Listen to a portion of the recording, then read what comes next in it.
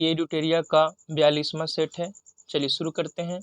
पहला क्वेश्चन है, मोना लोवा किसका उदाहरण है? मोना लोवा एक सक्रिय ज्वालामुखी का उदाहरण है। मोना लोवा किसका है? तो सक्रिय ज्वालामुखी का उदाहरण है। मोना लोवा अमेरिका के हवाई द्वीप पर स्थित है। देखिए, जापान का फ्यूजियामा, इटली का वेसुवियस, ये प्रसुप्त ज्वालामुखी का उदाहरण है। भारत का एक सक्रिय ज्वालामुखी वैरन द्वीप है। भारत में जंगली गधे का निवास स्थान कहाँ है? तो कच्छ के रण में, गुजरात में। कच्छ के रण में, गुजरात में जंगली गधे का प्राकृतिक निवास स्थान है। देखिए, सुंदरबन जो पश्चिम बंगाल में है, वहाँ मैंग्रोव वन पाए जाते हैं। भारत का सबसे दक्षिणतम बिंदु इंदिरा पॉइंट की दूरी भूमध्य रेखा से कितनी है? 876 किलोमीटर। भारत का पूर्व बिंदु किविथु अरुणाचल प्रदेश में है।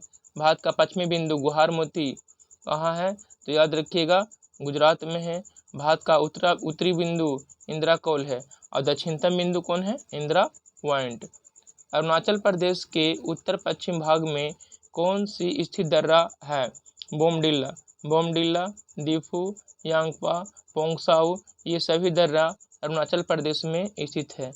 ब्राह्मणी किसकी सहायक नदी है? ब्राह्मणी महानदी की सहायक नदी है। नर्मदा अमरकंटक से निकलती है। मुद्रा प्रसार को श्रेष्ठ तरीके से वर्णित किया जा सकता है। ऊंची कीमतें। भारत में मुद्रा को जारी करने और उसके विनियमन पर लागू होने वाली पद्धति को क्या कहा जाता है? न्यूनतम रिजर्व अनुपात। देखिए, आरबीआई का गठन की बात करें तो 1 अप्रैल 1935 को हुआ था, यंग हिल्टन समिति के अनुशंसा पर। ये एक्ट 1934 का एक्ट था। इसका राष्ट्रीयकरण, आरबीआई के राष्ट्रीयकरण की बात करें तो 1 जनवरी 1949 को इसका राष्ट्रीयकरण किया गया था। इसका वर्तमान में हेडक्वार्टर मुंबई में है। संरचनात्मक बेरोजगारी का कारण है अपर्याप्त उत्पादन क्षमता। बैंक दर में कमी का ऋण की उपलब्धता पर क्या प्रभाव पड़ेगा? तो क्या होगा? ऋण बढ़ जाएगा। कोर्ट किस खेल के संबंधित खेल परिसर को नाम नहीं है? तो पोलो के खेल परिसर को कोर्ट नहीं कहते हैं। देखिए, खो खो में 9 प्लेयर होते हैं, बेसबॉल में 9, वाटर पोलो में 7, कबड्डी में 7 और पोलो में कितना? 4 होता है। बाकी बात कर लें, हॉकी में 11, क्रिकेट में भी 11 और फुटबॉल में भी 11 होता है। चलिए नेक्स्ट क्वेश्चन है, फिल्म क्षेत्र में दिया जाने वाला प्रसिद्ध ऑस्कर पुरस्कार की शुरुआत कब की गई थी? तो 1929 में। प्रथम भारतीय थे जिसे ऑस्कर मिला था, वो कौन थे? भानु अथैया। इन्हें कॉस्ट्यूम डिजाइनर के लिए मिला था। 1951 में प्रथम पंचवर्षीय योजना की शुरुआत हुई। पंचवर्षीय योजना रूस के संविधान से लिया गया है। बिस्मिल्लाह खां का संबंध किस वाद्य यंत्र से है? तो शहनाई से। अल्लाह रखा खां तबला बजाते हैं। पंडित रविशंकर सितार बजाते हैं। अमजद अली खां सरोद बजाते हैं। भारतीय थल सेना के पूर्वी कमान का मुख्यालय कहाँ स्थित है? तो कहाँ है? कोलकाता में। थल सेना दिवस 15 जनवरी, नौसेना दिवस 4 दिसंबर और वायुसेना दिवस 8 अक्टूबर को मनाया जाता है। विश्व आदिवासी दिवस प्रतिवर्ष किस तिथि को मनाया जाता है? 9 अगस्त को। विश्व स्तनपान दिवस 1 अगस्त को मनाया जाता है। 1997 में विश्व पर्यावरण सम्मेलन का आयोजन कहाँ किया गया था? तो क्योटो में। यूएनओ की अगर स्थापना की बात करें तो 24 अक्टूबर 1945 को स्थापना हुआ था। इसका हेडक्वार्टर न्यूयॉर्क में है। देखिए, एमनेस्टी इंटरनेशनल की स्थापना 1961 में हुआ था। इसका हेडक्वार्टर लंदन में है। यूनेप की स्थापना 1972 में हुआ था। इसका हेडक्वार्टर नैरोबी में है। राष्ट्रीय वन नीति 1952 के अनुसार वन का संवर्ग नहीं है, राष्ट्रीय उद्यान संवर्ग नहीं है। कौन सही सुमेलित नहीं है? देखिए, सही सुमेलित नहीं है उसे देखना है। बांदीपुर राष्ट्रीय उद्यान कर्नाटक में है। राजाजी राष्ट्रीय उद्यान उत्तराखंड में है। सिमलीपाल राष्ट्रीय उद्यान उड़ीसा में है। पीन वैली राष्ट्रीय उद्यान सिक्किम नहीं, कहाँ है? हिमाचल प्रदेश में है। कौन सा जैव निम्नकरणीय है? कहने का मतलब जो सर गल जाए, यानी जैव, उसे जैव निम्नकरणीय कहते हैं, जो सर गल जाए। तो रबर क्या है? जैव निम्नकरणीय है। किस वेद की रचनाओं को पढ़ने वाले ऋषि को होत्री कहा जाता है? तो किसके? ऋग्वेद को। देखिए, बलिदान संबंधी विधि का वर्णन अजुर्वेद में दिया गया है। अजुर्वेद गद और पद दोनों में है। संगीत, भारतीय संगीत का जनक सामवेद को कहा जाता है। जादू टोना का वर्णन अथर्ववेद में किया गया है। कौन वेदांग नहीं है? देखिए, वेदों की संख्या कितना है तो 4 है, लेकिन वेदांग की संख्या 6 है। शिक्षा, कल्प, ज्योतिष, निरुक्त, व्याकरण, इसमें क्या हो जाएगा? ज्ञान है, जो वेदांग नहीं है। नेक्स्ट क्वेश्चन है, कौन सा दर्शन उनके प्रवर्तक से सुमिलित नहीं है? तो न्याय दर्शन गौतम, सांख्य दर्शन कपिल, उत्तर मीमांसा जैमिनी, ये गलत है। उत्तर मीमांसा बादरायण और पूर्व मीमांसा के जैमिनी थे। वैशेषिक दर्शन उलूक और योग, देखिए इस कहीं कहीं बुक में कनाद भी देता है। उलूक और कनाद देखी का नाम है, ठीक है। वैश्विक दर्शन कनाद बोलिए, उलूक बोलिए। योग दर्शन पतंजलि। कौन सा मुगल शासकों का गलत अनुक्रम है? तो गलत का ढूंढना है, तो गलत हो जाएगा अकबर, शाहजहां और जहांगीर। देखिए इसको ट्रिक से याद रखते हैं। वाह अकबर तेरे जैसा औरंगजेब, वाह से बाबर, हा से हुमायूं, अकबर से अकबर, तेरे को साइलेंट कर लेना है। जैसा से जय से जहांगीर, शाह से शाहजहां और लास्ट में औरंगजेब। औरंगजेब की मृत्यु 1707 में हो जाती है। किसे बंगाल में मुस्लिम पुनर्जागरण का जनक के रूप में माना जाता है? नवाब अब्दुल लतीफ खां को। अकबर ने अपनी राजधानी को आगरा से फतेहपुर सिकरी किस वर्ष स्थानांतरित किया था? 1571 में। अकबर ने दास प्रथा का अंत 1562 में। अकबर ने तीर्थ यात्रा का समाप्त कब किया? 1563 में। अकबर जजिया कर को समाप्त कब किया? तो 1564 में। अकबर ने मजहर की घोषणा 1579 में की। झलकी की संधि किनके मध्य हुई थी? निजाम एवं बालाजी बाजीराव के बीच में झलकी की संधि हुई थी। चार्ल्स मेडकॉफ तथा रंजीत सिंह के बीच में अमृतसर की संधि किस वर्ष हुई थी? 1809 में। देखिए 1815 में वाटरलू का युद्ध हुआ था, ये नेपोलियन का अंतिम युद्ध था। 1857 की क्रांति किसने पूर्णतः सिपाही विद्रोह कहा था? लॉरेंस एवं सीले ने इसे पूर्णतः सिपाही विद्रोह किया। देखिए 1857 की क्रांति 10 मई 1857 को शुरू होती है। फराइजी आंदोलन के नेतृत्व किसने किया था? सिरायतुल्ला मियां। राष्ट्रपति पद के उम्मीदवार के लिए निर्वाचक मंडल में कितने सदस्य, प्रस्तावक और कितने अनुमोदक होना चाहिए? तो 50 प्रस्तावक और 50 अनुमोदक होना चाहिए। राष्ट्रपति का पद का वर्णन की बात करें तो अनुच्छेद 52 में किया गया है। राष्ट्रपति पर महाभियोग अनुच्छेद 61 में। राष्ट्रपति का शपथ 60 में।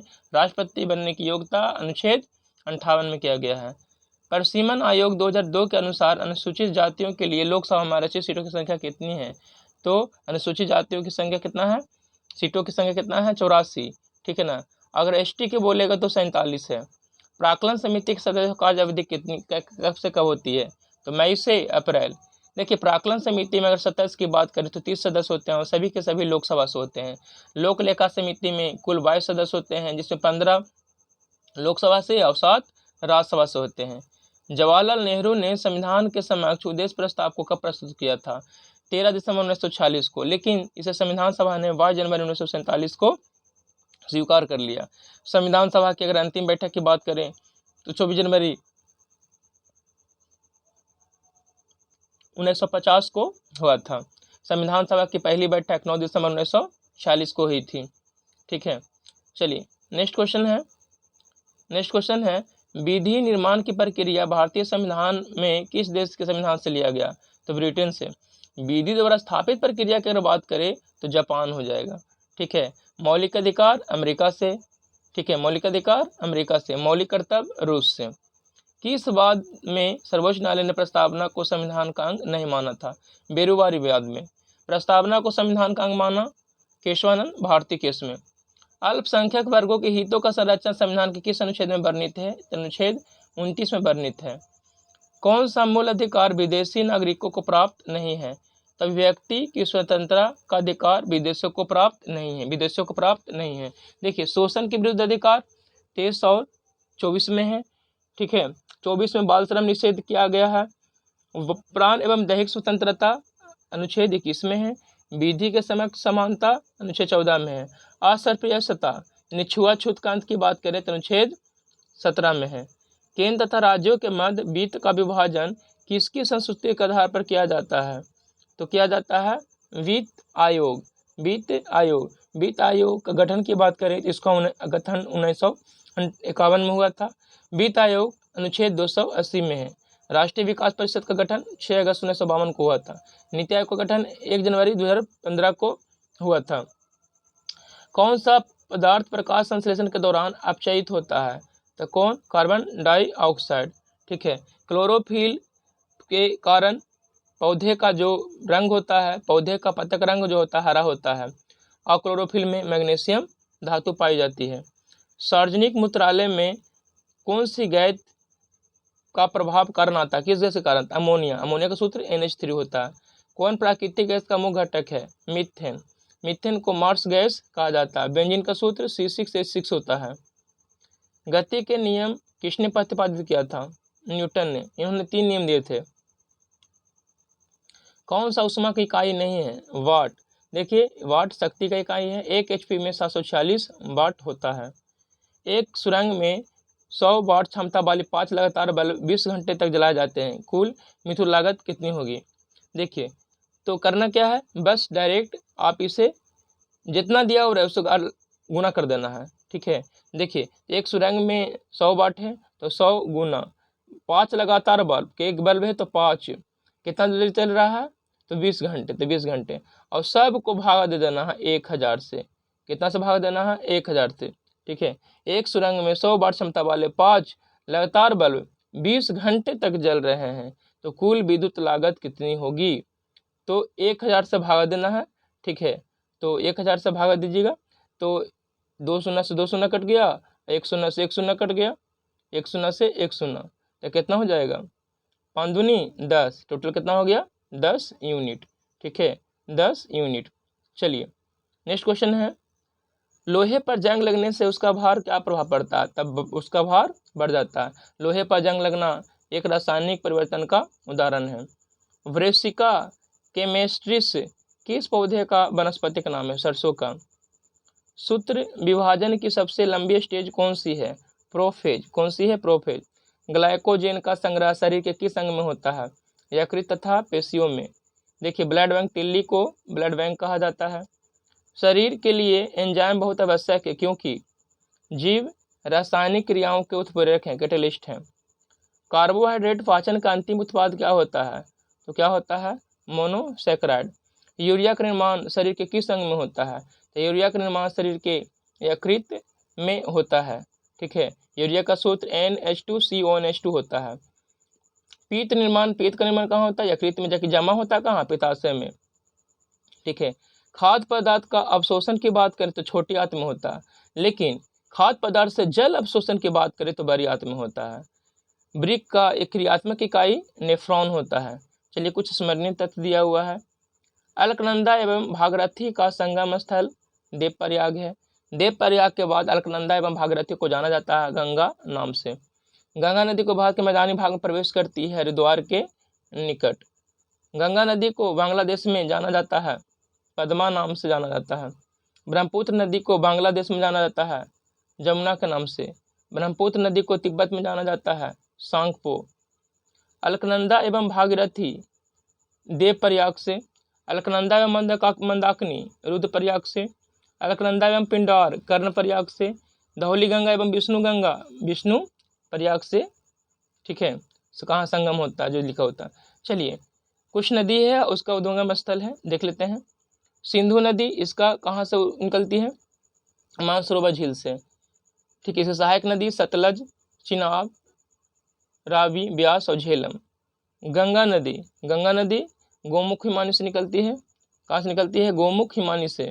ठीक है। इसकी सहायक नदी यमुना, गंडक, बागमती, रामगंगा।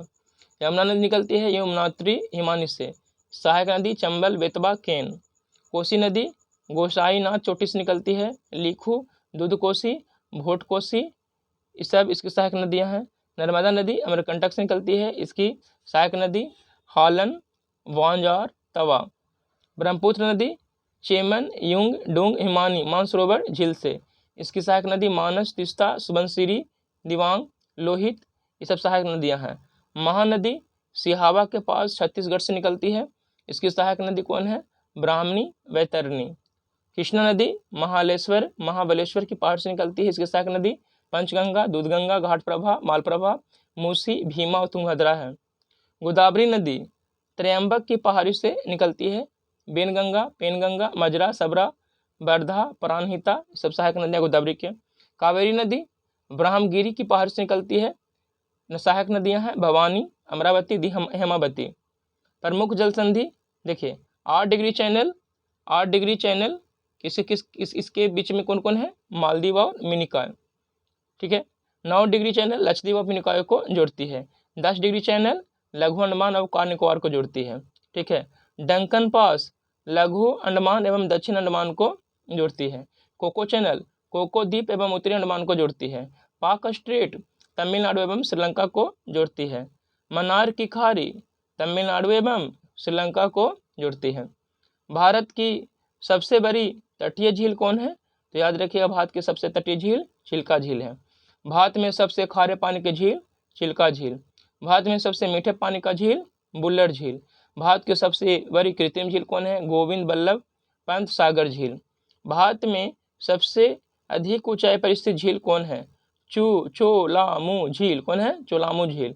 भारत में ज्वालामुखी उद्गार द्वारा निर्मित झील लोनार झील, जो महाराष्ट्र के बुल्ढाना जिले में स्थित है।